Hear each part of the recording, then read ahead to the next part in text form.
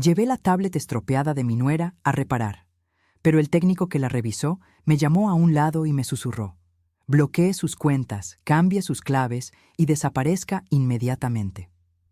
Cuando le pregunté qué estaba pasando, giró la pantalla en mi dirección y lo que me mostró me paralizó el corazón.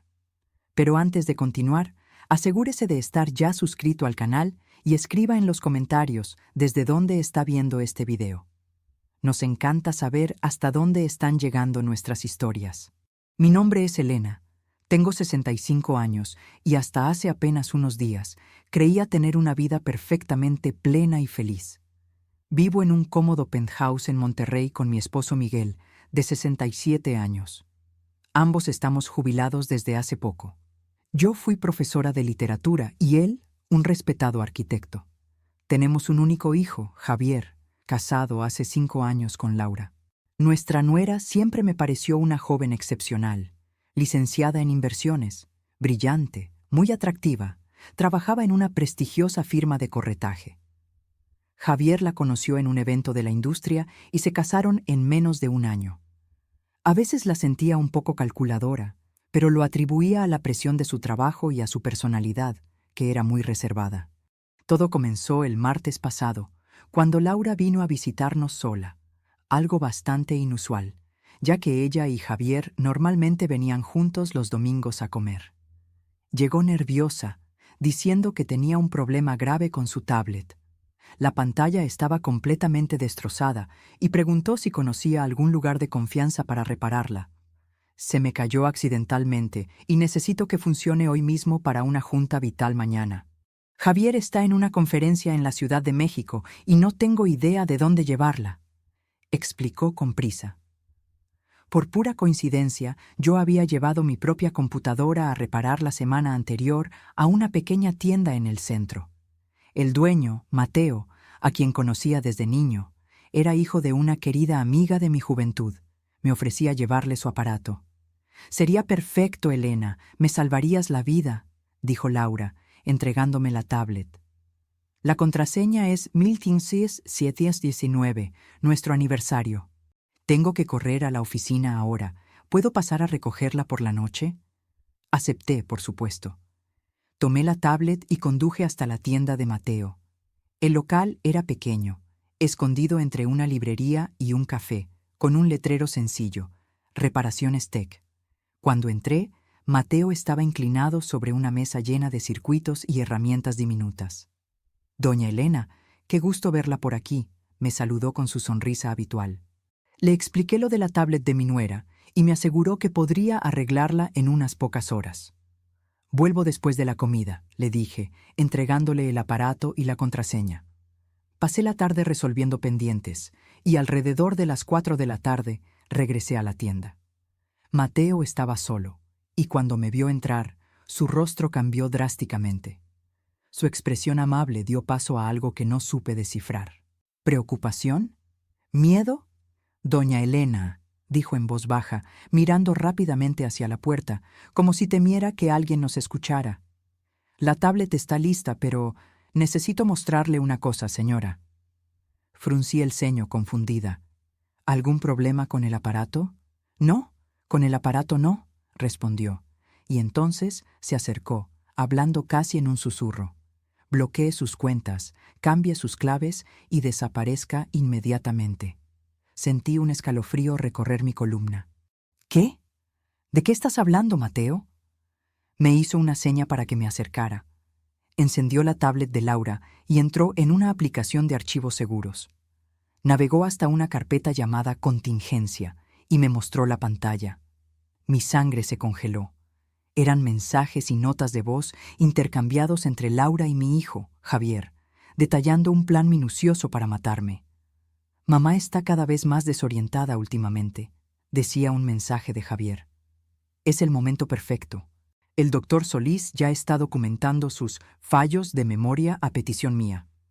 Nadie va a cuestionar cuando suceda». La respuesta de Laura me revolvió el estómago. Los fondos de inversión de ellos dos y el penthouse valen casi 2.5 millones. Con la venta de la propiedad después, tendremos suficiente para empezar de cero lejos de Monterrey. Asegúrate de que parezca una sobredosis accidental. Sentí que las piernas me flaqueaban y tuve que sostenerme del mostrador. Esto no puede ser verdad, murmuré, más para mí misma que para Mateo. Doña Elena, le juro que no quería entrometerme, dijo él, visiblemente alterado. Cuando estaba probando la pantalla después de repararla, apareció una notificación de esta carpeta segura y accidentalmente vi estos mensajes. No pude simplemente ignorarlo. Seguí deslizando la conversación, con los ojos desorbitados por el horror. Discutían métodos, fechas, cómo hacerlo parecer una sobredosis de mis medicamentos para la presión. Hablaban de cómo aumentarían la dosis gradualmente para que mi confusión pareciera un deterioro natural. Mi propio hijo y su esposa planeando fríamente mi muerte. También están planeando matar a Miguel, susurré, sintiendo que me faltaba el aire. La conversación detallaba cómo harían para eliminar a mi esposo después. Tiene que ser con unas semanas de diferencia, escribió Javier. Un matrimonio mayor muriendo al mismo tiempo levantaría sospechas. Diremos que murió de corazón roto. Mateo cerró la puerta de la tienda y giró el cartel a cerrado. Me trajo un vaso de agua y me ayudó a sentarme en un pequeño banco. Tiene que ir a la policía, dijo él con voz firme pero gentil. Negué con la cabeza, todavía en shock. No me van a creer. Es la palabra de una anciana desorientada contra mi hijo y mi nuera, dos profesionales respetables de la comunidad. Entonces, señora, tiene que reunir pruebas y tiene que protegerse. Tenía razón. Tomé la tablet con manos temblorosas y comencé a tomar fotografías de cada mensaje, de cada nota de voz con mi propio celular. Documenté todo: fechas, horas, el plan detallado, las menciones al médico de la familia, que aparentemente estaba siendo manipulado para crear un historial falso de demencia. Mateo, ¿podrías restaurar la tablet exactamente como estaba? No quiero que sepan que descubrimos algo. Él asintió y trabajamos juntos por 1 hora más. Cuando terminó, la tablet de Laura parecía intacta, sin ninguna señal de que sus archivos secretos hubieran sido descubiertos. Al salir de la tienda, me sentí como si estuviera caminando en una pesadilla. El cielo azul de Monterrey parecía de un gris opresivo. ¿Cómo volvería a casa? ¿Cómo miraría a Miguel, sabiendo que nuestro único hijo planeaba matarnos? Peor aún, ¿cómo enfrentaría a Laura cuando viniera a recoger la tablet? Conduciendo de vuelta al penthouse, planeé cada paso. Primero, tenía que alertar a Miguel sin asustarlo de muerte. Luego, teníamos que actuar rápido, pero con suma inteligencia. Si Javier y Laura sospechaban que sabíamos algo, podrían acelerar sus planes o cambiar de estrategia. El peso de la traición era casi insoportable. Mi hijo, al que llevé en mi vientre, al que amamanté, al que ayudé con sus tareas de matemáticas, al que consolé cuando su primer amor le rompió el corazón. Planeaba mi muerte por dinero. Estacioné el coche en el garaje subterráneo y respiré hondo varias veces. Tenía que mantener la calma. El juego de vida o muerte había comenzado, y yo tenía que ser más inteligente que esos dos jóvenes que pensaban que una anciana olvidadiza sería presa fácil. Poco sabían ellos que esta señora había enfrentado huelgas universitarias en su juventud, que había criado a un hijo prácticamente sola, mientras su esposo viajaba por proyectos, que había sobrevivido a un cáncer de mama hacía 10 años. Si pensaban que iba a caer sin luchar, estaban muy equivocados. Salí del coche sosteniendo la tablet de Laura como si fuera una bomba a punto de estallar. Entré en casa, donde mi vida nunca más sería la misma. Miguel estaba en la sala, leyendo el periódico como hacía todas las tardes. Su rostro familiar, con el cabello cano y las gafas de lectura en la punta de la nariz, me dio un instante de normalidad en medio del caos que se había instalado en mi vida. ¿Pudiste resolver lo de la tablet de Laura?, preguntó distraídamente, sin levantar la vista del periódico. Tragué saliva. Sí, está arreglada. Tenía que contárselo, pero no sabía cómo empezar. ¿Cómo le dices a tu esposo de más de 40 años que tu único hijo los quiere muertos a los dos? Miguel, le llamé. Mi voz salió más firme de lo que esperaba. Necesito mostrarte algo. Es grave. Algo en mi tono debió alarmarlo, porque inmediatamente bajó el periódico y me miró con atención. ¿Qué pasó, Elena? Me senté a su lado y le mostré las fotos que había tomado de los mensajes. Observé su rostro mientras leía. La confusión inicial, seguida por la incredulidad absoluta, luego el horror y finalmente un dolor tan profundo que pensé que se derrumbaría allí mismo. No, susurró él, con la voz ahogada. Debe haber algún error, Javier. Él jamás. Yo tampoco quería creerlo, respondí, sosteniendo sus manos temblorosas. Pero son ellos, Miguel. Es el número de Javier. Es su voz en las notas. Y Laura respondiendo desde su tablet, que está aquí conmigo. Miguel cerró los ojos, respiró hondo varias veces. Cuando los abrió de nuevo, vi algo que rara vez presenciaba en él. Determinación absoluta. ¿Qué vamos a hacer?, preguntó. Le expliqué mi plan inicial. Documentar todo, verificar nuestras cuentas bancarias e inversiones, cambiar contraseñas, cancelar tarjetas compartidas, investigar qué médico era este doctor Solís que estaba involucrado. Teníamos que actuar como si nada hubiera cambiado mientras secretamente reuníamos pruebas suficientes para confrontarlos o, si era necesario, llevarlo todo a la policía. Laura vendrá a recoger la tablet esta noche, avisé. Tenemos que actuar con normalidad. ¿Cómo? La voz de Miguel falló. ¿Cómo voy a mirarla a la cara sabiendo? De la misma forma que yo enseñé Don Quijote a adolescentes desinteresados por 30 años, intenté bromear, pero la sonrisa salió débil. Un paso a la vez, Miguel. Nuestra vida depende de esto. Pasamos la siguiente hora revisando nuestras finanzas en línea. Descubrimos algo perturbador. Grandes sumas habían sido retiradas de nuestra cuenta de cheques conjunta, no transferencias pequeñas, sino retiros de 5,000 o 10,000 pesos en los últimos 3 meses. Valores lo suficientemente esporádicos como para no levantar una alarma inmediata, pero que sumaban casi 50,000 pesos. Javier tiene acceso a nuestras cuentas, murmuró Miguel. Le dimos un poder el año pasado, ¿recuerdas? Por si algo nos pasaba. La ironía era amarga. Confiamos tanto en él que prácticamente le entregamos las herramientas para nuestra propia destrucción. Cambiamos todas las contraseñas, cancelamos 2 tarjetas de crédito que Javier tenía como adicionales y llamamos a nuestra ejecutiva de inversiones solicitando el bloqueo de cualquier transacción sin nuestra autorización presencial dual. ¿Y qué hay del médico?, preguntó Miguel. El doctor Solís. El nombre me sonaba vagamente. Creo que es el nuevo médico general al que Javier nos insistió que fuéramos hace 6 meses. El doctor Pablo, nuestro médico de toda la vida, se había jubilado. La idea de que este nuevo doctor pudiera estar falsificando informes médicos a petición de mi hijo era casi tan dolorosa como la traición de Javier.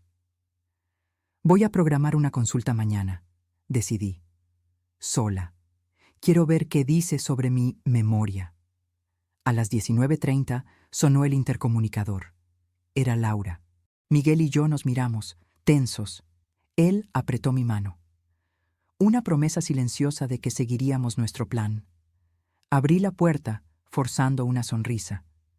Laura estaba impecable como siempre, con su traje sastre y el cabello oscuro perfectamente recogido.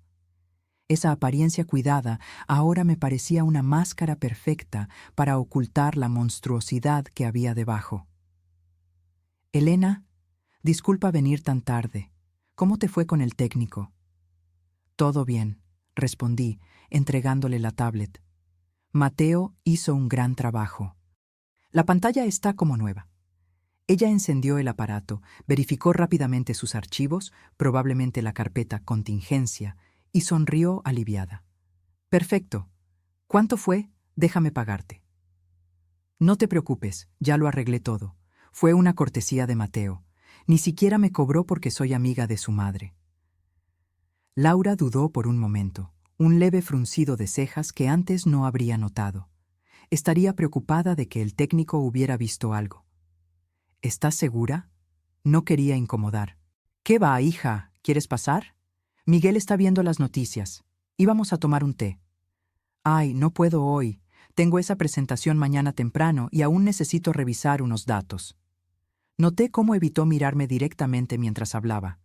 Una mentirosa hábil, pero ahora que sabía qué buscar, las pequeñas señales estaban ahí. Entiendo. ¿Cuándo regresa Javier de su conferencia? Mañana por la noche, respondió rápidamente. Otra mentira. Por los mensajes, Javier no estaba en ninguna conferencia. Estaba en la ciudad, esperando noticias de ella.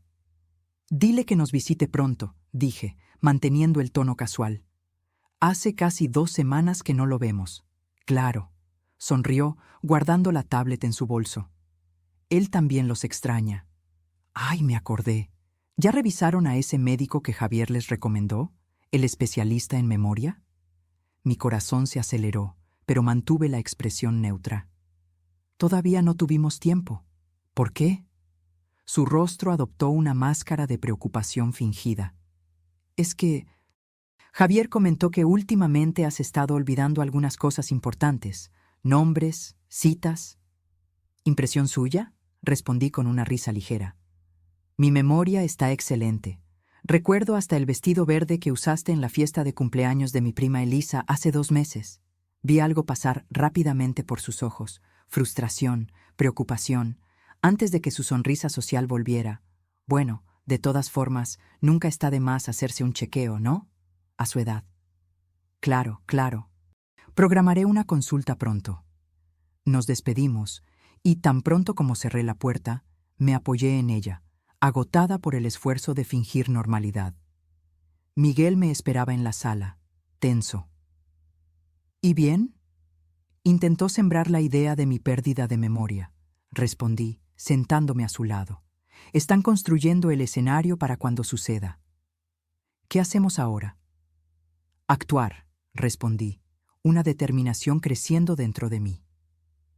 Mañana temprano voy al doctor Solís. Después, quiero verificar nuestro seguro de vida. Necesitamos saber exactamente qué alteró Javier. Y luego vamos a armar nuestra propia trampa. Esa noche apenas pude dormir. Cada ruido del penthouse parecía una amenaza. Me levanté 3 veces para verificar si la puerta estaba cerrada con llave. En una de esas veces, encontré a Miguel en la cocina, bebiendo agua, con la misma mirada atormentada que yo debía tener. Estoy pensando en Javier de niño, dijo en voz baja. ¿Recuerdas cómo le tenía miedo a los truenos? ¿Cómo corría a nuestra cama? ¿Qué le pasó a ese niño, Elena? No tenía respuesta. Cómo nuestro hijo amoroso se había transformado en ese extraño calculador, capaz de planear fríamente nuestra muerte. Lo vamos a descubrir, prometí abrazándolo, y vamos a sobrevivir a esto. A la mañana siguiente, llamé al consultorio del doctor Solís, alegando una emergencia médica. Conseguí una consulta para las 10:00. Antes de salir, verificamos de nuevo todas nuestras cuentas en línea y descubrimos algo aún más perturbador.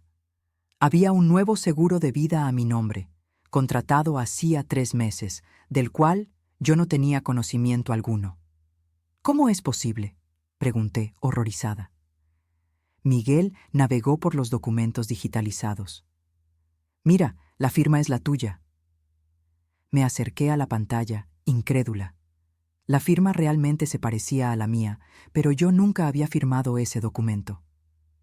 Falsificaron mi firma, murmuré. Y hay más. Mira el valor, 1.5 millones.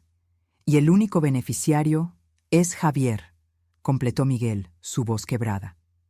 La realidad de la situación finalmente me golpeó con toda su fuerza. No era solo un plan vago, ya habían dado pasos concretos. Documentos fueron falsificados, dinero estaba siendo desviado, un médico posiblemente estaba involucrado y, ahora, un seguro de vida que yo desconocía completamente, listo para ser cobrado después de mi muerte accidental. Salí de casa sintiendo el peso del mundo sobre mis hombros. La consulta con el doctor Solís sería crucial. Yo necesitaba descubrir hasta qué punto estaba involucrado en esa conspiración. El consultorio estaba tranquilo a esa hora de la mañana. La recepcionista, una joven amable, me sonrió al verme. Doña Elena, qué gusto verla. El doctor ya la va a atender. Menos de 10 minutos después, me llamaron. El doctor Solís, un hombre de mediana edad con expresión generalmente amigable, parecía ligeramente incómodo cuando entré. Elena, ¡qué sorpresa! Javier me llamó ayer. Dijo que andabas renuente a hacerte exámenes. Mantuve mi expresión neutra mientras me sentaba. En serio, qué raro que diga eso. De hecho, doctor, vine porque estoy preocupada por mi memoria. El médico asintió, como si confirmara algo que ya sabía. Sí, Javier mencionó algunos episodios preocupantes, olvidos, confusión. Curioso, respondí con calma, porque no recuerdo haber tenido ningún problema así. El doctor Solís dudó por un momento. Bueno, Elena, a veces el paciente no percibe sus propios lapsos. Es común en cuadros iniciales de demencia. ¿Y usted ya tiene un diagnóstico, por lo visto? Parecía cada vez más incómodo. No, claro que no. Pero Javier me mostró algunas grabaciones de audio, usted confundiendo fechas, olvidando nombres de personas cercanas. ¿Grabaciones de audio?, pregunté, genuinamente sorprendida. ¿Puedo escucharlas? No me dejó copias, pero... Doctor Solís, interrumpí, inclinándome hacia adelante. Soy su paciente desde hace 6 meses, pero conozco su reputación. ¿Usted me conoce? ¿De verdad cree que tengo demencia o solo está creyendo lo que dice mi hijo? El silencio que siguió fue revelador. Finalmente, suspiró. Elena, Javier vino a verme varias veces en los últimos meses, muy preocupado. Dijo que usted y Miguel estaban perdiendo la capacidad de cuidarse a sí mismos, que necesitaban supervisión. Me pidió que documentara cualquier señal de declive cognitivo. ¿Y usted accedió? Tuvo la decencia de parecer avergonzado. Solo anoté lo que él relató. No diagnostiqué nada sin exámenes formales. Lo miré fijamente, dejando que el silencio se extendiera hasta volverse incómodo. Doctor Solís, mi hijo está planeando matarme a mí y a Miguel. El shock en su rostro parecía genuino. ¿Qué? Elena, esa es una acusación muy seria. Tengo pruebas. Y ahora entiendo por qué necesitaba su involucramiento, aunque fuera indirecto. Un historial médico documentando declive cognitivo haría mi muerte, mucho menos sospechosa. El doctor Solís palideció visiblemente. Sus manos, normalmente firmes, temblaban ligeramente mientras se ajustaba las gafas. Elena, yo nunca jamás participaría en algo así. Creí que Javier estaba genuinamente preocupado por usted. Saqué mi celular del bolso y le mostré algunas de las fotos que había tomado de los mensajes. Mientras leía, su rostro pasaba de la incredulidad al horror. Dios mío, murmuró finalmente. Quiero ver mi historial médico, exigí. Ahora. Dudó solo un momento antes de acceder a su computadora y abrir mi historial médico. Giró la pantalla para que yo pudiera leer. Allí estaba, documentado en lenguaje clínico impersonal. Paciente presenta signos de declive cognitivo según lo relatado por el hijo. Episodios recurrentes de confusión, desorientación temporal y espacial, olvido de nombres y eventos recientes. Se recomienda evaluación neurológica completa. Esto es mentira, dije con voz firme, y usted lo sabe. Elena, solo registré lo que Javier relató. No confirmé ni diagnostiqué nada. Pero creó un registro, interrumpí. Un registro médico oficial sugiriendo que estoy perdiendo mis facultades mentales. Perfecto para cuando muriera accidentalmente, ¿no cree? El médico parecía verdaderamente perturbado. ¿Qué quiere que haga? Primero, imprima este historial para mí, con su firma.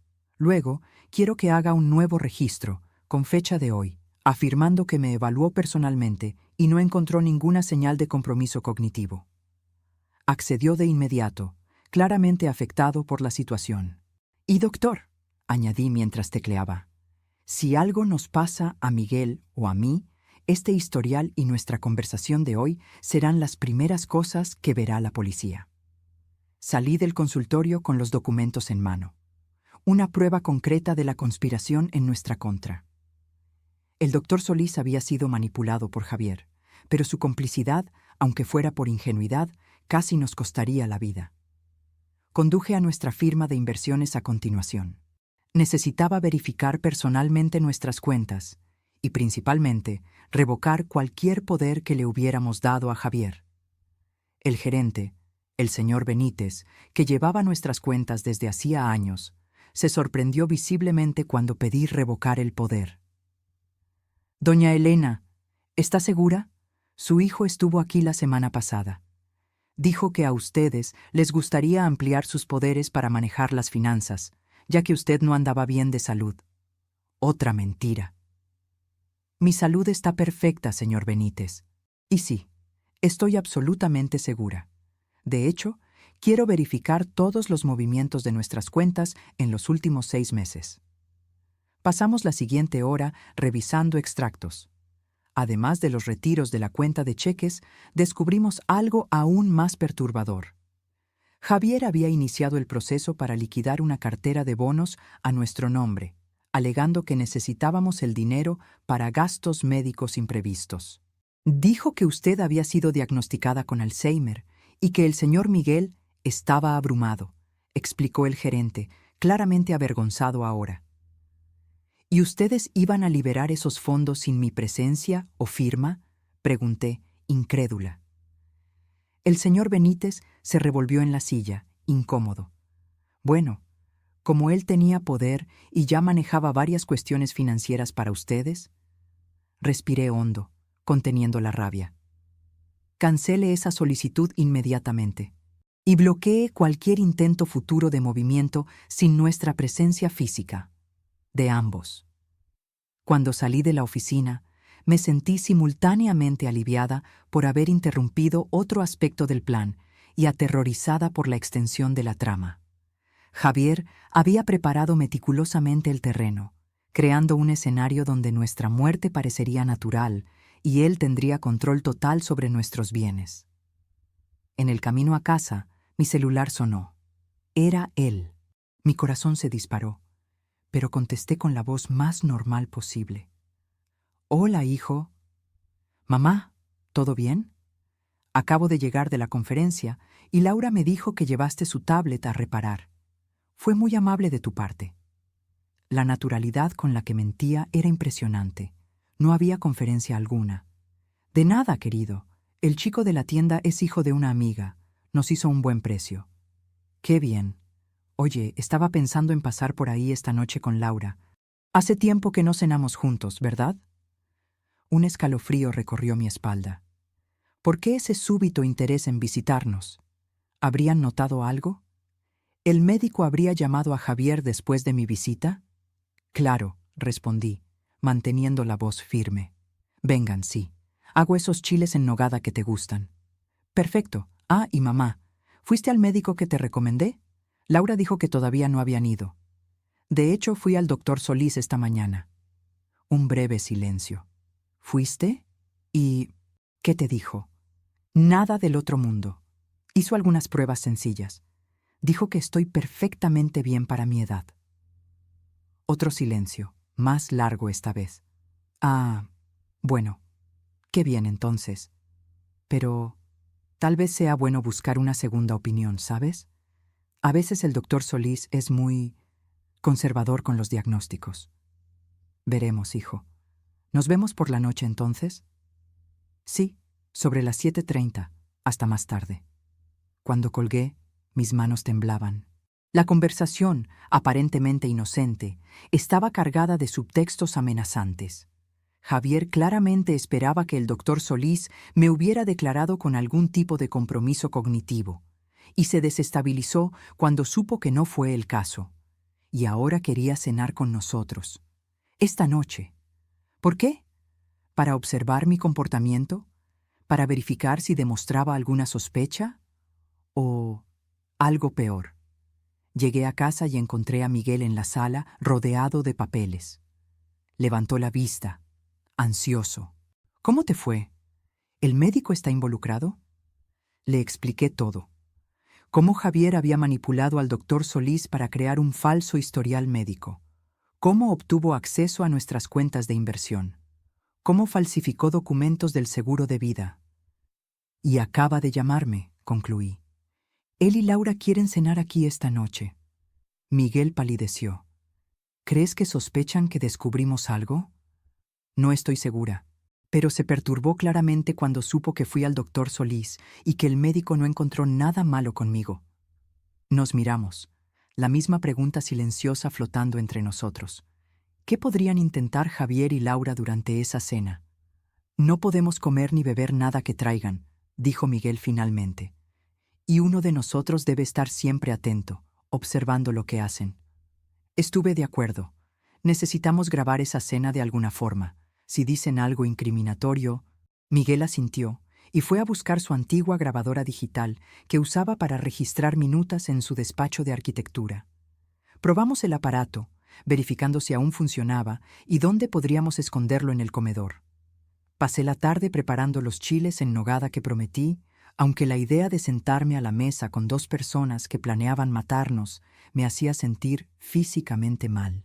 Cada vez que pensaba en los mensajes, en la frialdad calculadora con la que nuestro propio hijo discutía nuestra muerte, sentía un dolor que ninguna palabra podría describir.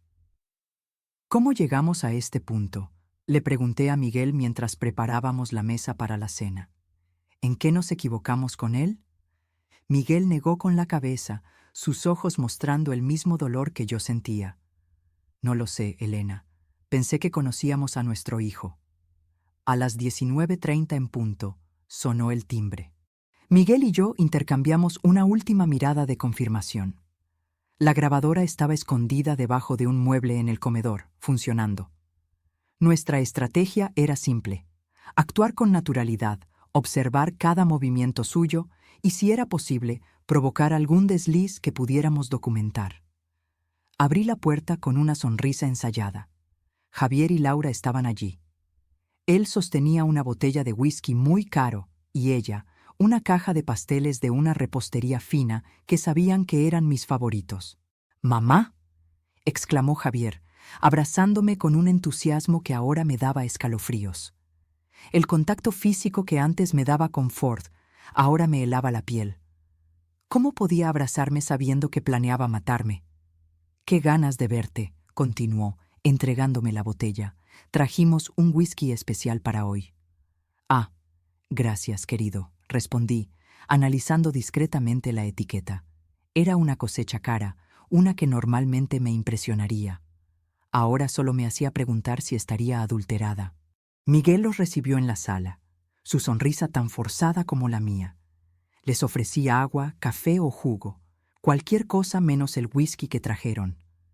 «Todavía no, mamá», dijo Javier, sentándose cómodamente en el sofá. «Vamos a guardar el whisky para acompañar la cena». Hablamos de trivialidades por casi media hora. El trabajo de ellos, el clima, noticias locales. La surrealista normalidad de la situación me daba náuseas. Observé cómo Javier ocasionalmente intercambiaba miradas con Laura, cómo ella estaba atenta a cada movimiento mío, cómo él dirigía preguntas aparentemente inocentes sobre mi rutina, mis medicamentos, mis dificultades recientes. «Entonces, mamá», dijo finalmente, inclinándose hacia adelante, «¿cómo fue exactamente la consulta con el doctor Solís hoy? ¿Te hizo exámenes? ¿Pidió alguna prueba específica?» Mantuve mi expresión neutra. Fue una consulta normal. No vio nada preocupante. «Extraño», murmuró Javier frunciendo el ceño. «Me había dicho que sospechaba algo más serio. Quizás Alzheimer inicial». «¿En serio?», pregunté, levantando las cejas en falsa sorpresa. «¿Cuándo te dijo eso?». Javier se dio cuenta del desliz. «Ah, la semana pasada, cuando lo llamé para hablar sobre esos episodios que noté». «¿Qué episodios serían esos, hijo? No recuerdo haber tenido ningún problema». Una sonrisa condescendiente apareció en su rostro. «¿Ves? Es exactamente eso lo que nos preocupa. ¿No te acuerdas? La semana pasada olvidaste el nombre de la señora Domínguez, nuestra vecina de hace 20 años. Luego dejaste la cafetera encendida por horas». Nada de eso había sucedido. Eran mentiras fabricadas para construir la narrativa de mi supuesta demencia. «Curioso», respondí con calma. «Hablé con la señora Domínguez ayer mismo, llamándola por su nombre. Y no he usado la cafetera desde hace días. He preferido el té últimamente. La sonrisa de Javier vaciló por un instante. Cenemos, intervino Miguel levantándose. Los chiles de Elena huelen de maravilla. En la mesa el teatro continuó. Serví la comida mientras Miguel, discretamente, se encargaba de las bebidas. Habíamos acordado. Tomaríamos el whisky que trajeron, fingiríamos servirnos, pero en realidad beberíamos de otra botella idéntica que dejamos previamente abierta en la cocina. Un brindis, propuso Javier, levantando su copa. Por la familia. Y por la salud. Levantamos nuestras copas y fingimos beber. Observé atentamente cuando Javier y Laura tomaron sus propios tragos. Bebían con normalidad, sin dudar. Tal vez el whisky no estaba adulterado, después de todo. Elena, dijo Laura, poniendo su copa en la mesa. Javier y yo hemos estado conversando. Nos preocupa que vivan solos en este penthouse tan grande. Es verdad, agregó Javier, especialmente considerando estos episodios recientes. Pensamos que tal vez sería mejor que se mudaran a un lugar más pequeño, más fácil de mantener. O tal vez podríamos venir a vivir aquí con ustedes por un tiempo. Sentí a Miguel tensarse a mi lado. Era eso. Querían mudarse a nuestra casa, estar más cerca para ejecutar el plan. Qué amables de su parte, respondí, manteniendo la voz firme. Pero estamos perfectamente bien, ¿verdad, Miguel? Absolutamente, estuvo de acuerdo él. De hecho, hasta estamos pensando en viajar pronto. Tal vez una temporada en San Miguel de Allende. Vi a Javier y Laura intercambiar una mirada rápida. ¿Viaje? ¿Ahora?, cuestionó Javier. No creo que sea una buena idea, papá. ¿Y los médicos de mamá? ¿Tus exámenes de rutina? Todo excelente, respondí por Miguel. Podemos viajar tranquilamente. Laura sonrió, pero sus ojos permanecieron fríos. ¿Necesitan ayuda para planear ese viaje? ¿Puedo buscar hoteles, paquetes? No será necesario, corté. Ya nos ocupamos de todo. La cena transcurrió con esa tensión subyacente. En cada pregunta aparentemente inocente, reconocía la verdadera intención detrás. Estaban evaluando nuestro estado mental, tratando de establecer control, buscando maneras de acercarse físicamente a nosotros. Cuando serví el postre, un flan que hice con cuidado frente a Miguel, Javier retomó el asunto. Estuve hablando con un abogado, dijo casualmente, sobre poderes más amplios, ¿saben? Para emergencias.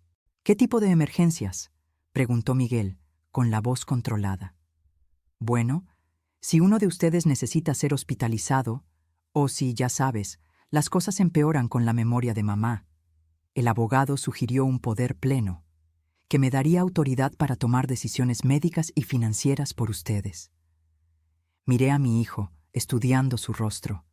Ese mismo rostro que besé de bebé, que consolé de niño, que fotografié orgullosa en su graduación. ¿Cómo se había transformado en la máscara de un extraño calculador? No será necesario, hijo, dije finalmente. Ya actualizamos todos nuestros documentos recientemente.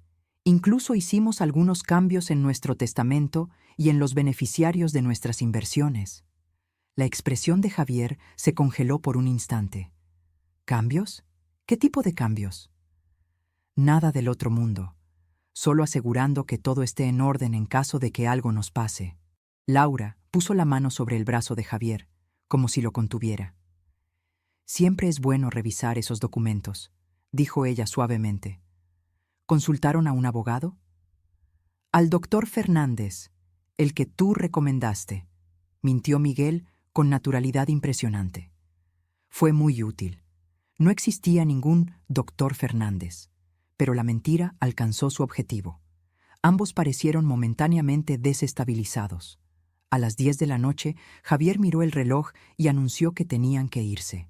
Mañana trabajo temprano, justificó. Pero yo sabía el verdadero motivo. Necesitaban recalcular sus planes. Después de muchos abrazos falsos y promesas vacías de visitarnos más a menudo, finalmente se fueron.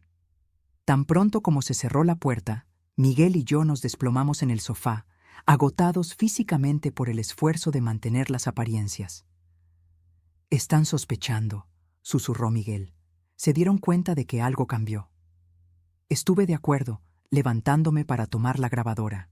Rebobinamos la grabación, escuchando de nuevo toda la conversación. Las implicaciones eran claras.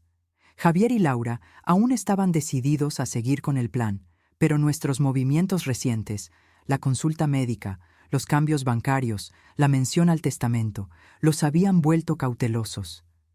«Van a intentar algo pronto», dijo Miguel. «No pueden esperar mucho más ahora que empezamos a tomar medidas de protección». «Necesitamos más pruebas concretas», dije. «La grabación ayuda, pero aún no es suficiente para la policía». «¿Y si intentáramos que confesaran? ¿Confrontarlos directamente?». Negué con la cabeza. «Demasiado arriesgado. Lo negarían todo y se volverían más vigilantes». Esa noche verificamos todos los cerrojos 3 veces antes de acostarnos. Aún así, dormí con un teléfono al lado de la cama y una silla apoyada en la puerta del dormitorio. Precauciones que jamás imaginé necesitar tomar contra mi propio hijo. A la mañana siguiente, me desperté sobresaltada por el sonido del elevador llegando a nuestro piso. Corrí a la mirilla y vi a Laura saliendo, sola, a las 8:00 de la mañana de un día laborable, cuando debería estar en el trabajo. «Miguel», llamé urgentemente, «Laura está aquí». Él se levantó rápidamente, aún somnoliento. «¿Sola? ¿Dónde está Javier?» «No lo sé, voy a abrir, pero quédate cerca». Bajé los escalones del recibidor, tratando de controlar el ritmo de mi respiración. ¿Por qué vendría Laura tan temprano sin avisar?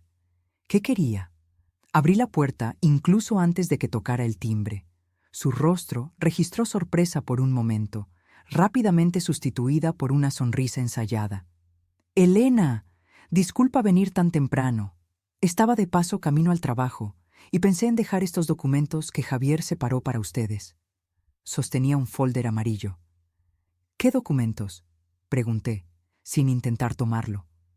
«Sobre ese poder que hablamos ayer, y algunos artículos sobre tratamientos para el Alzheimer inicial que pueden ayudar a retrasar el progreso de la enfermedad». Extendió el folder de nuevo. «Javier está realmente preocupado por ti». Miré el folder por un largo momento. Era una trampa. Tenía que serlo. Tal vez documentos ya preparados con mi firma falsificada, como el seguro de vida que descubrimos. «¿Por qué no pasas?», invité, manteniendo mi tono casual. «Podemos tomar un café y revisarlo juntas». Laura dudó visiblemente. «De hecho, voy tarde al trabajo. Solo quería dejar esto para que lo leyeran con calma». «Insisto», dije, abriendo más la puerta. «Miguel acaba de hacer café fresco. Solo tomará 5 minutos». A regañadientes, entró. La conduje hasta la cocina, donde Miguel ya estaba, aparentando tranquilidad mientras tomaba su café. «Laura, qué agradable sorpresa», dijo él. «Trajo algunos documentos para que firmemos», expliqué, enfatizando la palabra firmemos. Miguel entendió de inmediato. «Qué bien», respondió él. «Vamos a echar un vistazo». Laura parecía cada vez más incómoda mientras Miguel tomaba el folder y comenzaba a examinar los documentos. La observé atentamente, notando cómo sus ojos seguían cada movimiento de él, cómo sus dedos tamborileaban nerviosamente en la mesa. «Interesante», murmuró Miguel después de unos minutos.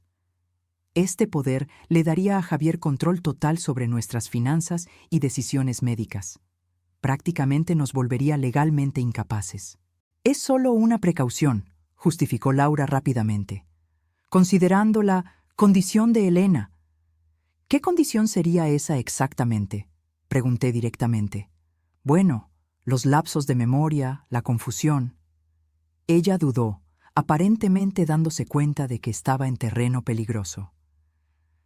Javier notó varios episodios. «Curioso», comenté. «El doctor Solís no encontró nada de eso ayer». «Los médicos pueden equivocarse», replicó, recuperando la compostura. «Por eso la importancia de una segunda opinión con un especialista». Miguel puso los documentos de vuelta en el folder y lo empujó hacia Laura. «Agradecemos la preocupación, pero no vamos a firmar esto». De hecho, ya iniciamos los procedimientos para revocar el poder limitado que le dimos a Javier el año pasado. El shock en su rostro fue genuino y momentáneo, rápidamente sustituido por una expresión de preocupación estudiada. Pero, ¿por qué? Javier solo quiere ayudar. Estamos seguros de que sí, respondí, pero preferimos mantener el control de nuestras propias vidas. Laura se levantó abruptamente. Tengo que irme. Estoy realmente atrasada. Claro, dije, acompañándola hasta la puerta. Dile a Javier que llamaremos más tarde para hablar sobre estos documentos. Tan pronto como ella se fue, Miguel y yo nos miramos. La misma conclusión evidente para ambos. Están acelerando el plan, susurró él. Sí, asentí. Y eso significa que tenemos que actuar. Ahora. Después de que Laura se fue, Miguel y yo examinamos cuidadosamente los documentos que había traído. Como sospechábamos, el poder le daría a Javier poderes absolutos sobre nuestras finanzas, propiedades y decisiones médicas. También había un formulario de internación voluntaria para una clínica de reposo, en realidad una institución para adultos mayores con demencia severa, con espacios para nuestras firmas. Ya ni siquiera intentan disimular, murmuró Miguel, sus dedos temblando mientras hojeaba los papeles. Prácticamente nos están pidiendo que firmemos nuestra propia sentencia de muerte. Eso es bueno, respondí, sorprendiéndolo. Cuanto más explícitos sean, más pruebas tendremos. Pasé la mañana fotografiando cada documento, creando copias digitales que envié al correo electrónico de Isabel, mi amiga de mucho tiempo y la única persona fuera de nuestra casa en la que confiaba completamente. Le expliqué brevemente la situación y le pedí que guardara los archivos de forma segura, sin hablar con nadie sobre ello. ¿Qué hacemos ahora?, preguntó Miguel cuando terminé. Necesitamos un plan. Claramente están avanzando. La visita sorpresa de Laura, estos documentos. No podemos esperar más. Decidimos que era hora de buscar ayuda profesional. No la policía. Aún no teníamos pruebas definitivas suficientes, sino una abogada que pudiera orientarnos sobre cómo proteger legalmente nuestros bienes y, más importante, nuestras vidas. Elegimos a una abogada que no conocíamos anteriormente y que no tenía ninguna conexión con Javier, la doctora Ramos, especialista en Derecho Familiar y Penal. Conseguimos programar una consulta para esa misma tarde. En su elegante despacho en el centro de la ciudad, le explicamos toda la situación a la doctora Ramos. Los mensajes descubiertos, las cuentas bancarias, el seguro de vida fraudulento, los historiales médicos manipulados, los documentos que Laura había traído esa mañana. La abogada nos escuchó con atención, tomando notas ocasionales y pidiendo detalles específicos. Cuando terminamos, respiró hondo antes de hablar. Señores, estamos ante una situación extremadamente grave. Lo que me han descrito configura diversos crímenes: conspiración, falsificación de documentos, intento de estafa y, más seriamente, conspiración para homicidio. ¿Tenemos pruebas suficientes para la policía?, preguntó Miguel. Los mensajes son la prueba más contundente, pero como los obtuvieron accediendo a la tablet de Laura sin su autorización, existe el riesgo de que sean consideradas pruebas ilícitas. Sin embargo, considerando la gravedad de la situación y el peligro inminente para ustedes, creo que podemos construir un caso sólido. ¿Qué debemos hacer primero?, pregunté. Inmediatamente vamos a preparar documentos legales, revocando cualquier poder existente y bloqueando la posibilidad de nuevos poderes sin la presencia de un abogado independiente. Yo misma puedo servir como testigo de la capacidad mental de ustedes. Luego, vamos a presentar una denuncia detallada, presentando todas las pruebas que tenemos hasta ahora. Pasamos las siguientes 2 horas firmando documentos, formalizando declaraciones y planeando cada paso. La doctora Ramos fue minuciosa, asegurando que cada aspecto legal estuviera cubierto. Ahora, dijo finalmente, vamos a la cuestión más urgente: su seguridad física. Les sugiero enfáticamente que no vuelvan a casa hoy. Miguel y yo intercambiamos miradas alarmadas. ¿Cree que estamos en peligro inmediato?, pregunté, aunque ya sabía la respuesta. Basado en lo que me contaron, sí. Se dieron cuenta de que están tomando medidas de protección. La visita sorpresa de Laura esta mañana sugiere urgencia de su parte. Si yo fuera ustedes, pasaría unos días en un hotel, usando un nombre diferente, hasta que podamos obtener una orden de protección. Salimos del despacho de la abogada con un folder lleno de documentos y una sensación de urgencia. Fuimos directamente a la delegación de policía, donde presentamos una denuncia detallada. El comandante de turno, un hombre de mediana edad llamado Raúl Bravo, escuchó nuestra historia con creciente preocupación. «Esto es extremadamente grave», comentó después de examinar las pruebas. «Voy a asignar un investigador al caso de inmediato y a solicitar vigilancia discreta para su residencia». Cuando mencionamos que la abogada había sugerido no volver a casa, el comandante estuvo de acuerdo enfáticamente. De hecho, sería más seguro que se queden en otro lugar por ahora. Pero antes, me gustaría enviar un equipo para instalar cámaras discretas en su casa. Con su consentimiento, claro. Si intentan entrar o hacer algo, tendremos pruebas concretas. Estuvimos de acuerdo con el plan. Volveríamos brevemente a casa, solo para recoger algunas pertenencias esenciales mientras los policías instalaban equipos de vigilancia en puntos estratégicos. Luego, iríamos a un hotel en el centro de la ciudad, lejos de nuestro barrio, usando nombres falsos según lo sugerido.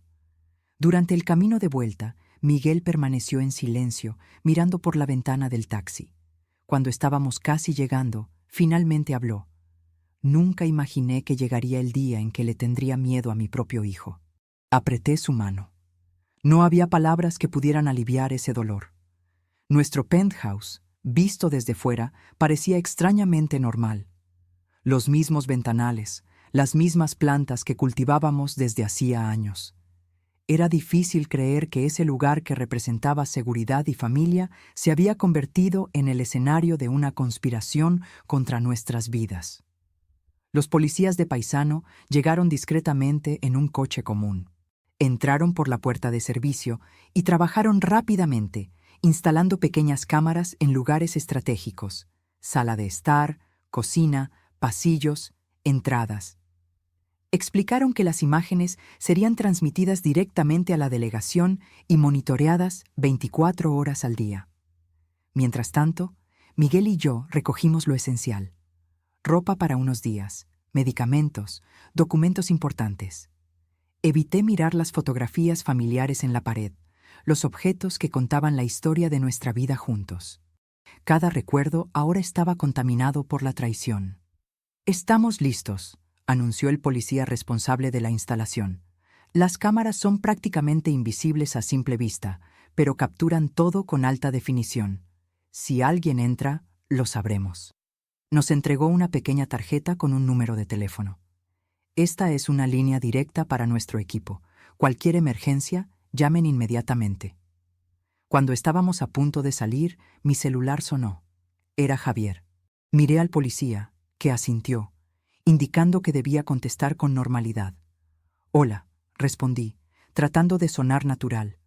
«Mamá, ¿dónde están? Pasé por su casa y nadie contestó». Mi corazón se aceleró. Había ido a nuestra casa mientras estábamos fuera. ¿Por qué? «Estamos de compras en el centro comercial», mentí. «Necesitábamos algunas cosas». «Ah, entiendo. Es que me preocupé. Nunca salen sin avisar». La falsedad en su voz me daba náuseas. Fue una decisión de último momento. «Ya estamos volviendo a casa». «Perfecto, porque tengo una sorpresa para ustedes. Los estoy esperando aquí». Me congelé. Estaba en nuestra casa, en ese mismo momento. «¿Una sorpresa?», pregunté, manteniendo la voz firme. «Sí, traje ese whisky que les gusta. Pensé en pasar la tarde juntos, conversando sobre esos documentos que Laura dejó en la mañana». El policía me hizo una señal para que mantuviera la conversación. «Qué amable, hijo. Llegaremos en media hora más o menos». «Perfecto. Los espero». Cuando colgué, el policía ya se estaba comunicando con sus colegas. «Sospechoso en el lugar. Repito, sospechoso en el lugar. Mantengan distancia, pero estén preparados». Volviéndose hacia nosotros, explicó: «Vamos a dejar que entre. Observen lo que hace. Si intenta plantar algo, drogas, veneno, cualquier cosa, lo tendremos en video. Sería una prueba irrefutable. El plan tenía sentido, pero la idea de Javier deambulando por nuestra casa, posiblemente preparando alguna trampa, me aterrorizaba. ¿Y si descubre las cámaras?, preguntó Miguel. Altamente improbable. Son del tamaño de un botón y colocadas en lugares estratégicos. Además, tenemos agentes posicionados discretamente en el piso de abajo. Fuimos a un café cercano, donde esperamos ansiosamente noticias. Con cada minuto que pasaba, imaginaba lo que Javier estaría haciendo en nuestra casa. Preparando alguna trampa, plantando evidencias contra nosotros, revolviendo nuestras pertenencias en busca de algo. Después de 40 minutos que parecieron una eternidad, el policía recibió una llamada. Escuchó atentamente, haciendo gestos afirmativos con la cabeza. Salió, informó al colgar. Y tenemos algo interesante en las grabaciones. Volvimos rápidamente a la delegación, donde nos llevaron a una sala con varios monitores. El comandante Bravo ya estaba allí, viendo la grabación de las cámaras instaladas en nuestra casa. Señores, nos saludó gravemente. Creo que deberían ver esto. En la pantalla, vimos a Javier entrando en la cocina con 2 bolsas de plástico. Miró a su alrededor, verificó que estaba solo y entonces comenzó a actuar de forma metódica. Sacó varios envases de medicamentos de las bolsas y los puso en nuestro botiquín del baño, mezclándolos con los nuestros. Luego, abrió la botella de whisky, la sorpresa que mencionó, y añadió un líquido claro de un pequeño vial, mezclando cuidadosamente antes de volver a poner el corcho. Finalmente, sacó de su bolsillo un pequeño dispositivo electrónico que no reconocimos y lo instaló discretamente debajo de la barra de la cocina. Probablemente un micrófono. «Dios mío», murmuré, con las manos cubriendo mi boca. Ver a mi propio hijo en video, preparando deliberadamente lo que parecía ser nuestra muerte, era un dolor indescriptible. «Ahora tenemos pruebas más que suficientes», dijo el comandante. «Voy a emitir órdenes de arresto para Javier y Laura de inmediato». ¿Qué puso en nuestro botiquín?, preguntó Miguel con la voz temblorosa. «Necesitamos analizarlo, pero por la apariencia son medicamentos controlados, posiblemente en dosis elevadas. La sustancia que añadió al whisky también será analizada, pero apostaría por algún tipo de sedante potente o algo peor». El comandante puso la mano en mi hombro. «Señora, sé que esto es extremadamente doloroso, pero necesito que entienda. Su hijo estaba intentando matarlos activamente hoy. Si hubieran vuelto a casa y tomado ese whisky...» No pude contener las lágrimas. La realidad de la situación finalmente me golpeó con toda su fuerza. No eran solo mensajes de texto o documentos sospechosos. Era mi hijo, en nuestra cocina, envenenando deliberadamente bebidas y medicamentos que sabía que usaríamos. «¿Qué pasa ahora?», preguntó Miguel, abrazándome mientras yo lloraba. «Los vamos a arrestar hoy mismo», respondió el comandante. «Con estas evidencias no hay posibilidad de libertad provisional. Están seguros ahora, pero aún recomiendo que permanezcan en el hotel por unos días hasta que resolvamos todo».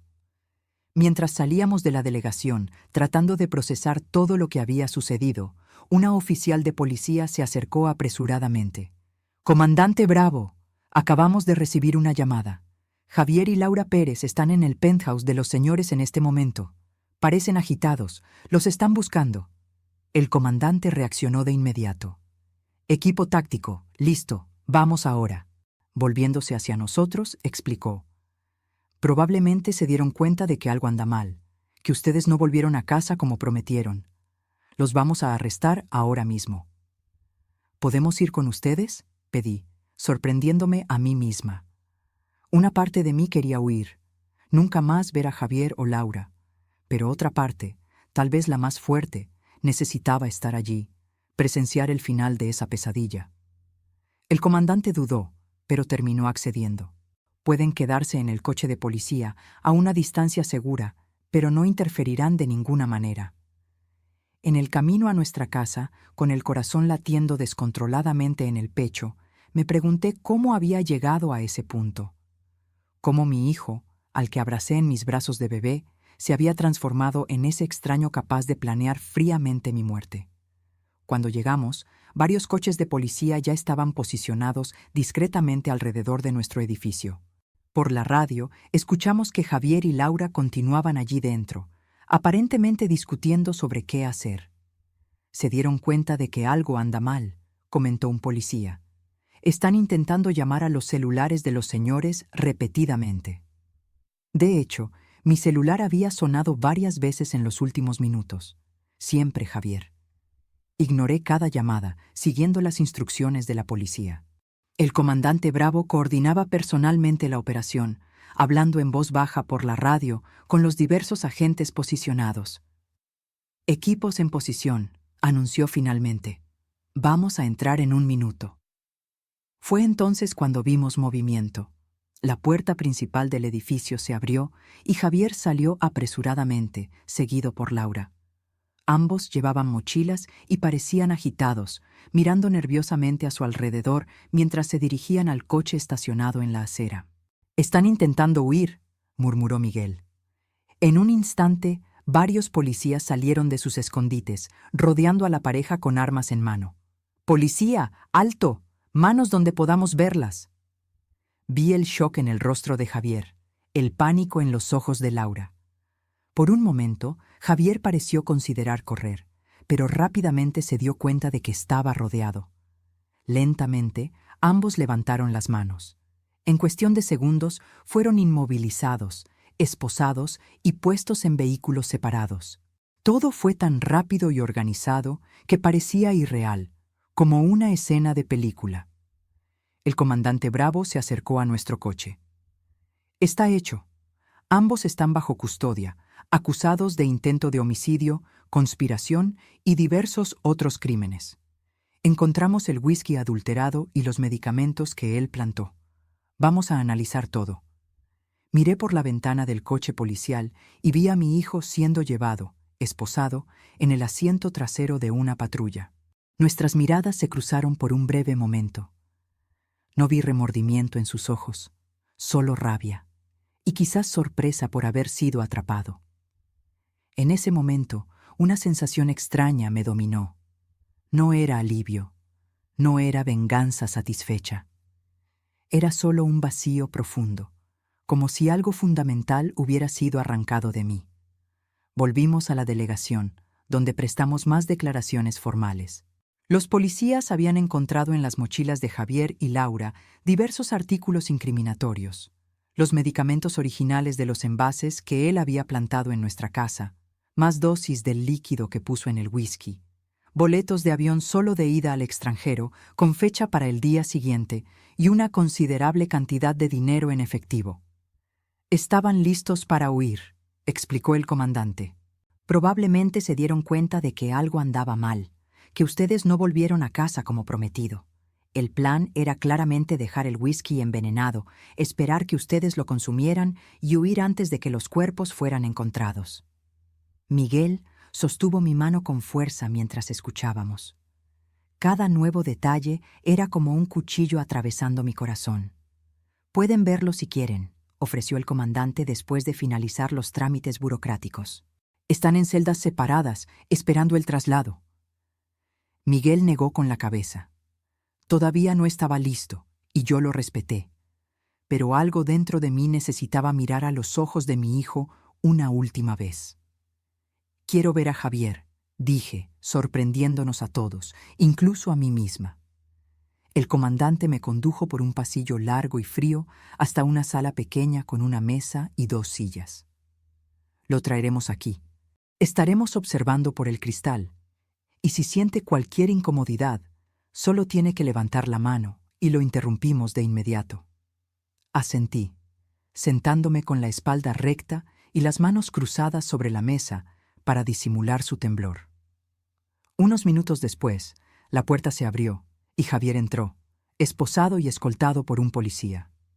Su rostro estaba pálido, los ojos rojos, el cabello despeinado. Parecía haber envejecido 10 años en pocas horas. El policía lo hizo sentarse frente a mí y salió, permaneciendo justo afuera de la puerta. Por casi un minuto, Permanecimos en silencio, solo mirándonos. Javier fue el primero en hablar. «Me tendieron una trampa», dijo él con la voz baja y amarga. «Todo esto es un gran malentendido». «No me mientas», respondí con calma. «No ahora, se acabó». Javier desvió la mirada, su mandíbula tensa. «¿Qué quieres que diga? Quiero saber por qué. ¿Por qué tu propio padre y yo? ¿Qué hicimos para merecer esto?» Javier soltó una risa sin humor. «Ustedes no lo entenderían. Intenta explicarme. Tengo todo el tiempo del mundo ahora». Me miró fijamente de nuevo, algo frío y calculador en sus ojos que nunca había notado antes. «Dinero, mamá. Siempre fue por dinero. Ustedes tienen tanto, el penthouse, las jubilaciones, las inversiones, los seguros. ¿Y qué hacen con todo eso? Nada. Viviendo sus viditas mediocres, ahorrando cada centavo como si fueran a vivir para siempre». Sentí el golpe de sus palabras, pero mantuve la compostura. ¿Y eso justifica matarnos? Fue idea de Laura al principio, admitió él, como si eso lo absolviera de alguna forma. Ella trabaja en inversiones, se dio cuenta de cuánto valían ustedes, y estaba cansada de esperar. ¿Por qué esperar décadas por una herencia?, decía, cuando podemos empezar nuestra verdadera vida ahora. ¿Y tú estuviste de acuerdo, así tan fácilmente? Se encogió de hombros. No fue de inmediato, pero ella me convenció de que sería mejor para todos. Ustedes ya estaban viejos, eventualmente empezarían a tener problemas de salud, a sufrir. Sería un favor, de hecho. La frialdad con la que hablaba me helaba la sangre. Este no era el hijo que yo conocía o pensaba conocer. Un favor, repetí lentamente. Envenenar a tus propios padres sería un favor. No sería doloroso, respondió, como si eso importara. Simplemente se dormirían y no despertarían, sin sufrimiento, como el whisky que preparé hoy. Javier se quedó en silencio por un momento. ¿Cómo se enteraron? Fueron los archivos en la tablet de Laura, ¿verdad? Ese técnico idiota. Sí, fueron los archivos, pero incluso sin ellos nos habríamos dado cuenta eventualmente. No fuiste tan listo como pensabas, hijo. Se revolvió en la silla, las esposas tintineando. ¿Y ahora? ¿Vas a testificar contra tu propio hijo? ¿A mandarme a prisión? Ibas a hacer que pareciera un accidente. Nadie sufriría, morirían pacíficamente, y yo finalmente tendría la vida que merezco. La vida que mereces, repetí, dejando que las palabras flotaran en el aire entre nosotros. Lo miré, realmente lo miré, intentando ver más allá de la rabia, más allá de la frialdad, buscando cualquier vestigio del niño que criamos. No encontré nada. «No te reconozco», dije finalmente, mi voz casi un susurro. «El hijo que criamos, que amamos, que protegimos, ¿dónde está?» «Estoy aquí», respondió Javier, un destello de emoción cruzando su rostro. «Soy yo, solo crecí, solo me cansé de esperar mi turno». Me levanté lentamente. «Tendrás un buen abogado, pagaremos por eso. Es el último acto como tus padres, pero no esperes nada más de nosotros, Javier. Lo que hiciste no tiene vuelta atrás». «Mamá», me llamó cuando ya estaba en la puerta. «No entiendes. Yo solo quería una oportunidad de vivir de verdad». Me giré una última vez. «Te dimos todas las oportunidades, hijo. Educación, amor, apoyo. La elección de cómo vivir fue tuya. Y elegiste esto». Salí de la sala sintiendo como si cada paso requiriera un esfuerzo enorme. En el pasillo encontré a Miguel esperando, con los ojos rojos, el rostro marcado por lágrimas que ni siquiera intentaba ocultar. «¿Qué te dijo?», preguntó en voz baja. «La verdad, finalmente», respondí. «Hizo todo por dinero. Nuestra muerte sería solo un medio para que él tuviera la vida que merece». Miguel cerró los ojos, un dolor profundo contorsionando su rostro. «¿Cómo no nos dimos cuenta? ¿Cómo no vimos en lo que se convirtió?». No tenía respuesta. La misma pregunta me atormentaba. ¿Cómo los padres que estuvieron presentes en cada momento importante, que celebraron cada logro, que enseñaron valores y principios, pudieron criar a alguien capaz de planear fríamente el asesinato de sus propios padres. Dejamos la delegación en silencio, dirigiéndonos al hotel donde pasaríamos las próximas noches. En el camino, Miguel habló poco, absorto en sus propios pensamientos. Yo sabía que estaba reviviendo cada momento de la crianza de Javier, buscando el punto exacto donde algo salió mal. En el hotel, un lugar sencillo pero cómodo en el centro de la ciudad, pedimos una habitación con 2 camas individuales. Ninguno de los dos lo mencionó, pero ambos sabíamos que necesitábamos nuestro propio espacio esa noche. El dolor era demasiado personal, demasiado profundo para ser compartido, incluso después de tantos años juntos. Me acosté agotada, pero el sueño no llegaba. Imágenes de Javier niño se mezclaban con la visión de él poniendo veneno en el whisky, creando una pesadilla despierta de la que no podía escapar. Cuando finalmente me dormí, fue un sueño agitado, lleno de sueños confusos, donde corría por pasillos interminables, perseguida por sombras con el rostro de mi hijo. Me desperté sobresaltada con el sonido del celular. Era el comandante Bravo. Señora Pérez, disculpe llamar tan temprano. Necesitamos que venga a la delegación lo antes posible. Hubo un desarrollo en el caso. El tono grave en su voz me alarmó. ¿Sucedió algo? Prefiero explicarlo personalmente. Es mejor que vengan cuanto antes. Desperté a Miguel y le conté sobre la llamada. En 30 minutos estábamos en la delegación, siendo conducidos directamente a la sala del comandante. Bravo nos recibió con expresión grave. Señores Pérez, agradezco que hayan venido tan rápido. Tengo noticias complicadas. ¿Qué pasó?, preguntó Miguel, con la voz tensa.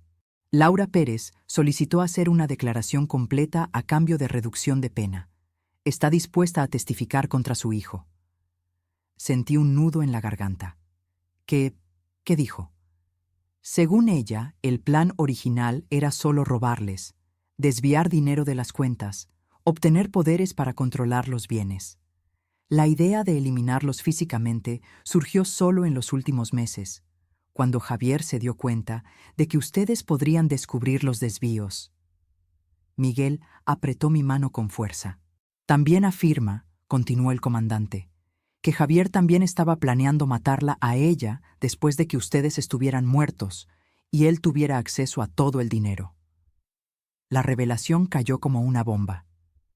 Mi hijo planeaba matar a su propia esposa, susurré. Según ella, sí. Encontró mensajes de él con otra mujer, discutiendo cómo se dividiría el dinero después de que el problema Laura fuera resuelto. Cerré los ojos, tratando de absorber esa nueva capa de horror. No bastaba con planear nuestra muerte. Javier estaba dispuesto a eliminar a cualquiera que se interpusiera entre él y el dinero. «Hay más», dijo Bravo, su tono aún más grave. Analizamos el líquido que puso en el whisky. Es digoxina, un medicamento para el corazón extremadamente tóxico en dosis altas. Causa paro cardíaco. Y encontramos evidencias de que ya había intentado antes. ¿Cómo es eso?, preguntó Miguel. Muestras de su cabello, señora Pérez, revelaron rastros de la misma sustancia, probablemente administrada en pequeñas dosis para simular problemas de salud naturales. Eso explicaría los lapsos de memoria que él alegaba que usted tenía. No eran lapsos, eran síntomas de envenenamiento gradual. La sala pareció girar a mi alrededor.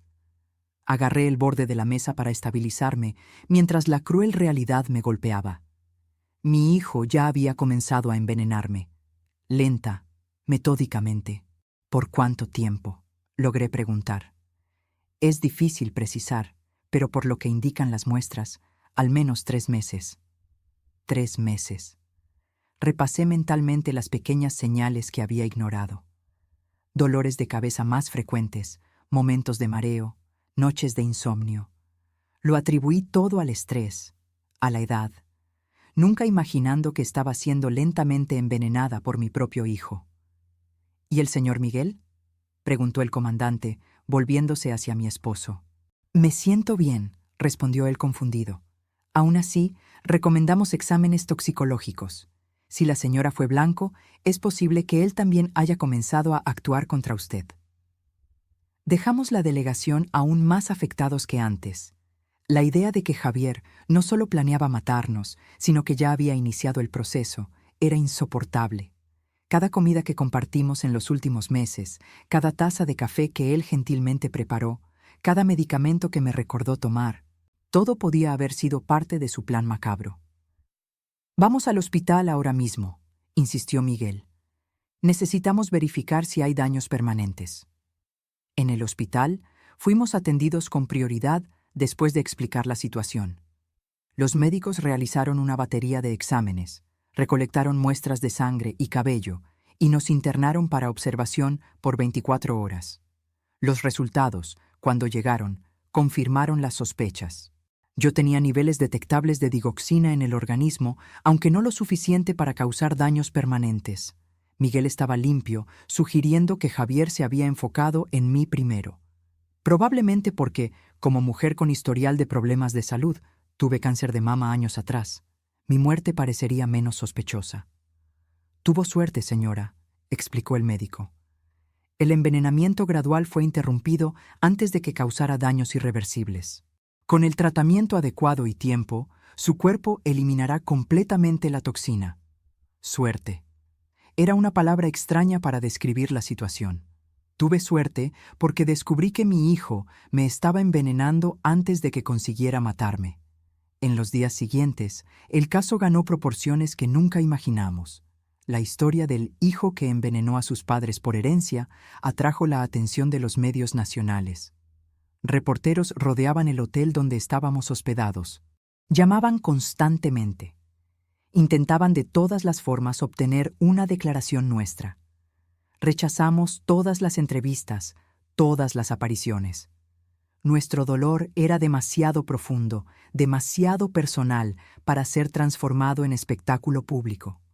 La doctora Ramos, nuestra abogada, se convirtió en nuestra portavoz oficial, gestionando todos los aspectos legales y manteniendo a la prensa a distancia.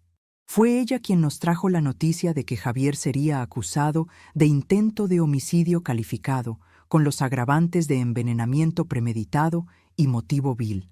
Si era condenado, enfrentaría décadas de prisión. Una semana después del arresto de Javier y Laura, finalmente nos sentimos seguros para volver a casa. La policía había retirado todo el equipo de vigilancia, pero instaló un sistema de alarma conectado directamente a la delegación. Solo por precaución, como dijo el comandante Bravo. Entrar de nuevo en ese penthouse fue una de las cosas más difíciles que he hecho. Cada habitación guardaba recuerdos, algunos hermosos, otros ahora contaminados por el conocimiento de lo que Javier se había convertido.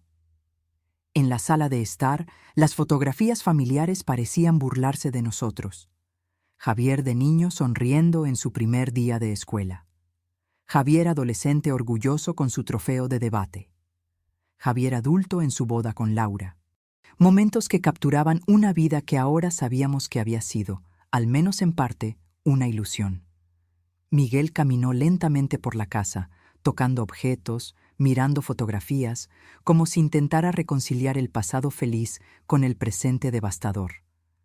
«Necesitamos mudarnos», dijo finalmente. «No puedo vivir aquí sabiendo lo que pasó en esta cocina, en esta casa».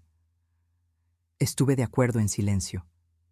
La casa, que había sido nuestro refugio durante décadas, ahora estaba impregnada de traición y peligro.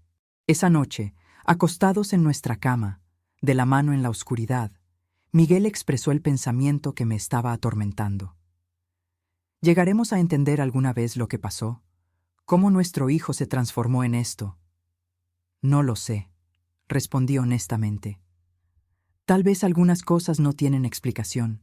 Tal vez algunas personas simplemente eligen el camino equivocado, independientemente de cómo fueron criadas.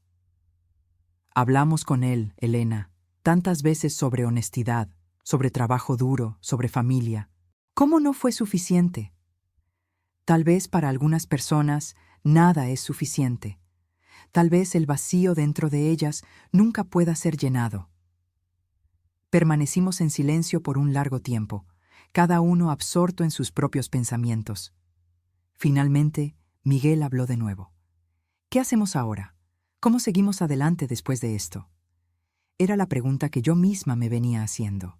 ¿Cómo reconstruir una vida cuando los propios cimientos fueron destruidos? ¿Cómo confiar de nuevo cuando la traición vino de quien más amábamos?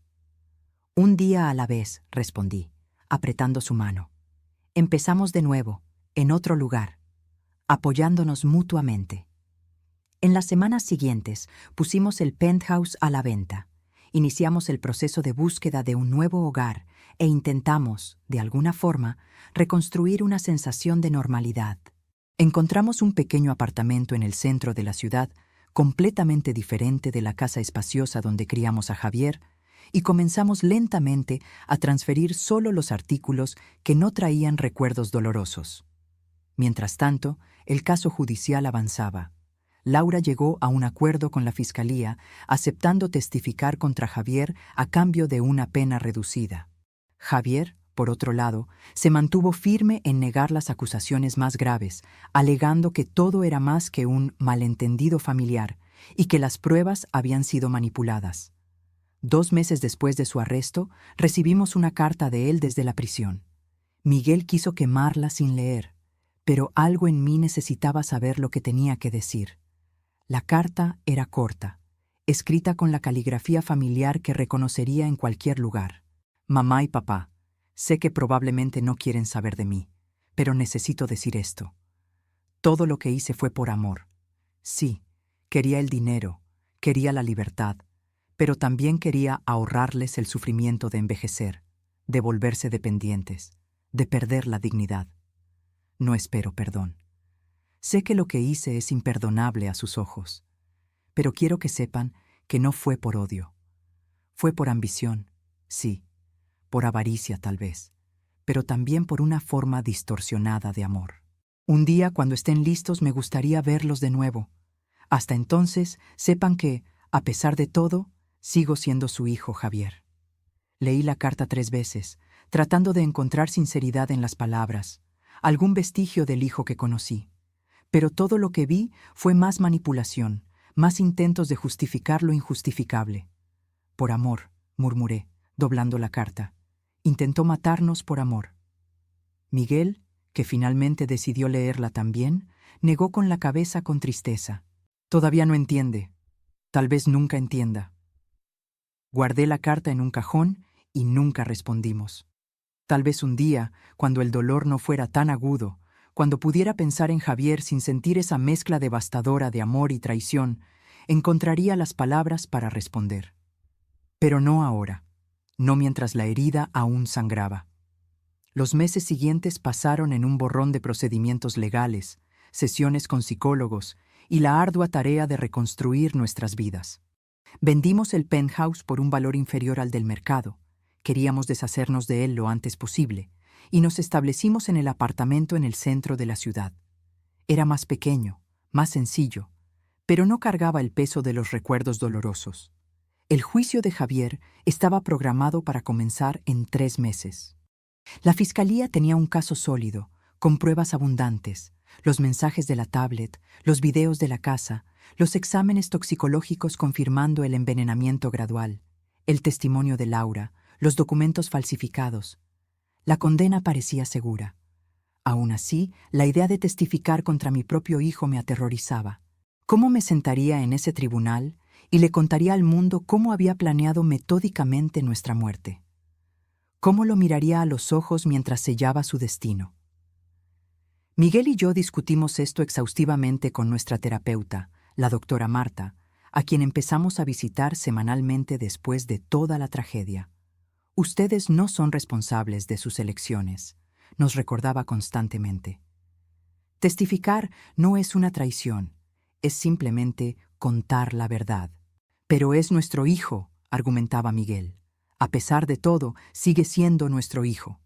Sí, es su hijo, y también es un hombre adulto que tomó decisiones terribles. Ambas realidades pueden coexistir. Una tarde, mientras organizaba algunas cajas que aún no habíamos desempacado en el nuevo apartamento, encontré un álbum de fotografías antiguo. Me senté en el suelo y comencé a hojearlo lentamente. Eran fotos de Javier, de bebé, luego de niño, de adolescente. Siempre sonriendo, siempre rodeado por nuestro amor. En una foto específica tenía unos 5 años y sostenía orgulloso un dibujo que había hecho. 3 figuras de palo representando a nuestra familia con un sol sonriente encima. Para la mejor mamá del mundo, decía el dibujo en letras infantiles torcidas. Las lágrimas vinieron incontrolables. ¿Dónde estaba ese niño ahora? ¿En qué momento esa criatura amorosa se transformó en alguien capaz de planear la muerte de sus propios padres? Miguel me encontró así, llorando sobre el álbum abierto. Sin decir una palabra, se sentó a mi lado y me abrazó. Nos quedamos allí, ambos llorando por la pérdida del hijo que amábamos, no por su muerte física, sino por la muerte de lo que creíamos que era. La semana siguiente, recibimos una visita inesperada. Isabel, mi amiga que había guardado las pruebas digitales, trajo consigo un folder con recortes de periódicos antiguos. Elena, Miguel, comenzó, excitada. Encontré algo que necesitan ver. Los recortes eran de un pequeño periódico de una ciudad en el sur del país, con fecha de 5 años atrás. Los titulares gritaban: adulto mayor muere en circunstancias misteriosas, hijastra hereda fortuna. Policía investiga muerte sospechosa, pero archiva caso por falta de pruebas. ¿Qué es esto?, pregunté confundida. Mira la foto. Isabel señaló la imagen de una joven siendo entrevistada. Era Laura. Algunos años más joven, pero inconfundiblemente ella. Antes de llamarse Laura Pérez y mudarse a Monterrey, era conocida como Carolina Santos en este pequeño pueblo, y el hombre que murió misteriosamente era su padrastro, que la crió después de la muerte de su madre. Ricardo tomó los recortes, leyendo rápidamente. Ella heredó todo. La policía sospechó de envenenamiento, pero no pudo obtener pruebas concluyentes. Exactamente, confirmó Isabel. ¿Y sabes cuál era la sustancia sospechosa? Digoxina, respondí, sintiendo un escalofrío recorrer mi espalda. Isabel asintió gravemente. El mismo veneno que encontraron en tu organismo, Elena, el mismo que Javier puso en el whisky. La implicación era clara y devastadora. Laura no era solo cómplice de Javier, probablemente era la autora intelectual. La persona que trajo la idea, que enseñó la técnica, que ya había hecho esto antes. ¿Por qué nos estás mostrando esto ahora?, preguntó Miguel. Porque su acuerdo con la fiscalía está casi finalizado, explicó Isabel. Ella va a pasar solo unos años en prisión a cambio de su testimonio contra Javier. No es justo, ¿no? Cuando ella probablemente ya mató antes. Llevamos el descubrimiento a la doctora Ramos, nuestra abogada, que inmediatamente se puso en contacto con el fiscal del caso. Las investigaciones fueron reabiertas, tanto sobre la muerte del padrastro de Laura como sobre posibles otros casos similares en su pasado. En cuestión de semanas, el acuerdo de Laura estaba en suspenso y ella enfrentaba acusaciones adicionales. La policía encontró en su apartamento un diario detallando no solo el plan para matarnos, sino también anotaciones sobre la muerte del padrastro y planes para eliminar a Javier después de conseguir acceso a nuestro dinero. El panorama que emergió era aún más sombrío de lo que imaginábamos. Laura era una sociópata calculadora que había engañado a Javier, manipulándolo para que planeara nuestra muerte. Ella lo había usado como herramienta, con la intención de deshacerse de él tan pronto como consiguiera lo que quería. Javier, al enterarse de esto durante una audiencia preliminar, colapsó. Según su abogado, intentó quitarse la vida en su celda. Fracasó, pero finalmente se dio cuenta de la extensión de la manipulación que había sufrido, aunque esto no lo eximía de su culpa por participar activamente en el plan. Fue en ese momento que tomamos una decisión difícil. Visitaríamos a Javier en la prisión, no por perdón o reconciliación. Era demasiado pronto para eso, si es que alguna vez sería posible, sino para mirar la verdad de frente, para intentar entender. La penitenciaría era un lugar frío y opresivo. Seguimos a un guardia por pasillos grises hasta una pequeña sala de visitas, donde esperamos en silencio tenso. Cuando la puerta se abrió y Javier entró, esposado y vistiendo el uniforme naranja de presidiario, mi corazón se encogió. Había perdido peso. Su rostro estaba pálido, con ojeras profundas. Tenía las muñecas vendadas. Parecía mucho mayor que sus 35 años. Cuando nos vio entrar, lágrimas inmediatas comenzaron a correr por su rostro. «Mamá, papá», susurró con la voz ronca. «Vinimos», respondió Miguel simplemente, sentándose a mi lado. No había mucho que decir. El abismo entre nosotros era demasiado vasto para ser llenado con palabras, pero estar allí, ofrecer ese pequeño confort humano, parecía importante, no solo para Javier, sino también para nosotros. «Lo siento mucho», dijo él finalmente, «por todo. Sé que no significa nada después de lo que hice, pero tengo que decirlo». «¿Por qué intentaste?», pregunté directamente. Miró sus propias manos vendadas. Porque finalmente entendí la magnitud de lo que hice. No solo el plan, las mentiras, la manipulación, sino cuánto los lastimé, cuánto destruí, y me di cuenta de que nunca podría arreglarlo. Por primera vez desde que todo sucedió, vi algo en sus ojos que parecía genuino. No manipulación, no autocompasión, sino la comprensión real del dolor que había causado. «Tienes razón», dijo Miguel, su voz gentil pero firme. «Algunas cosas no se pueden arreglar, pero eso no significa que debas rendirte». «¿Por qué? ¿Qué me queda?» «La vida», respondí simplemente. «Imperfecta, difícil, dentro de estas paredes por muchos años, pero aún así, vida. La oportunidad de, tal vez un día, hacer algo bueno con ella». Estuvimos solo media hora. No prometimos volver regularmente ni ofrecimos perdón fácil. Solo nos despedimos, dejando en el aire la posibilidad, aunque tenue, de algún tipo de relación futura. En el camino de vuelta a casa, Miguel y yo permanecimos en silencio por un largo tiempo, procesando la visita, las emociones conflictivas que suscitó. «¿Fue lo correcto?», preguntó él finalmente. «No sé si existe una cosa correcta en situaciones como esta», respondí. «Solo sé que no me arrepiento de haber ido». 4 años después de descubrir la conspiración contra nuestras vidas, Miguel y yo celebramos 45 años de casados. Decidimos no hacer nada grandioso, solo una cena tranquila en casa con los pocos amigos que permanecieron a nuestro lado durante toda la tormenta. Durante la cena, mientras observaba a Miguel contar una historia que hizo reír a todos, me di cuenta de algo importante. Éramos felices de nuevo, no de la misma forma que antes. Había cicatrices que nunca desaparecerían completamente, pero de una forma más profunda, más consciente. Habíamos enfrentado lo peor que la vida podía ofrecer, y habíamos sobrevivido.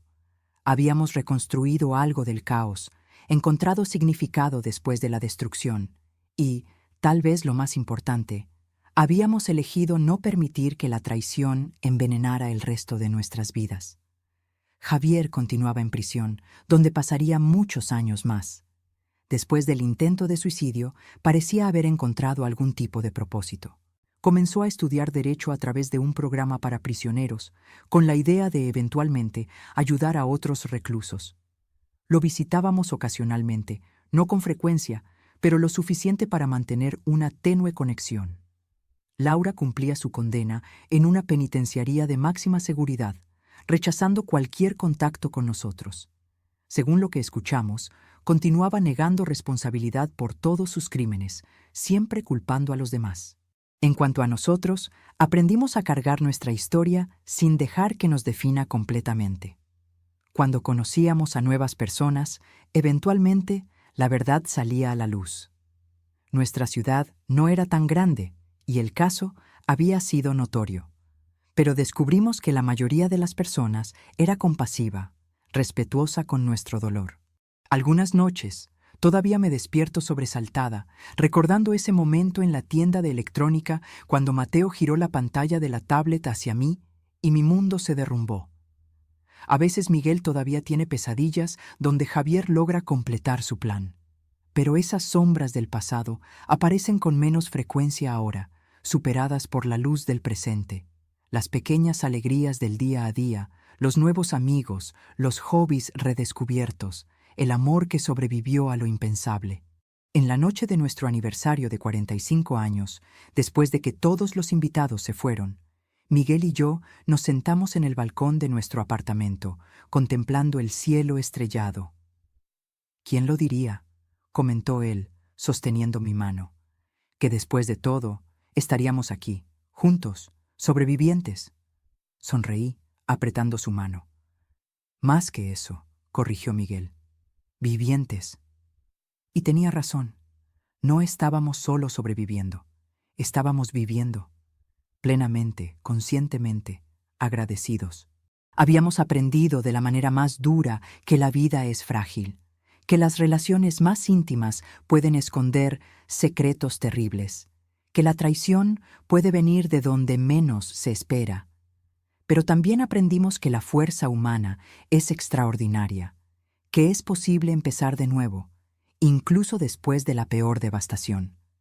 Que el amor, el verdadero amor, no la versión distorsionada que Javier alegaba sentir, puede sobrevivir incluso a las peores tormentas. 5 años después de esa tarde fatídica en la tienda de electrónica, miro hacia atrás y veo no solo la tragedia, sino también el crecimiento que vino después. No elegí este camino, no pedí este dolor, pero acepté el desafío de reconstruir, de encontrar significado, de seguir amando a pesar de todo. Y tal vez esa sea la mayor victoria. No permitir que el odio, la amargura o el miedo definan el resto de mi vida. Elegir todos los días la compasión, el coraje y la esperanza, aún sabiendo cuán oscuro puede ser el mundo. Mateo, sin saberlo, me dio más que la oportunidad de sobrevivir físicamente esa tarde. Me dio la oportunidad de descubrir una fuerza que yo no sabía que tenía. La fuerza no solo para desentrañar una conspiración, sino para reconstruir una vida desde cero, para amar de nuevo, para confiar a pesar de las cicatrices. Y por eso estaré eternamente agradecida. Ahora, si te gustó esta historia, haz clic en suscribirse y dime en los comentarios qué parte te dejó con la boca abierta. Ah, y no olvides hacerte miembro para tener acceso a videos exclusivos que no publico aquí. Te espero allí.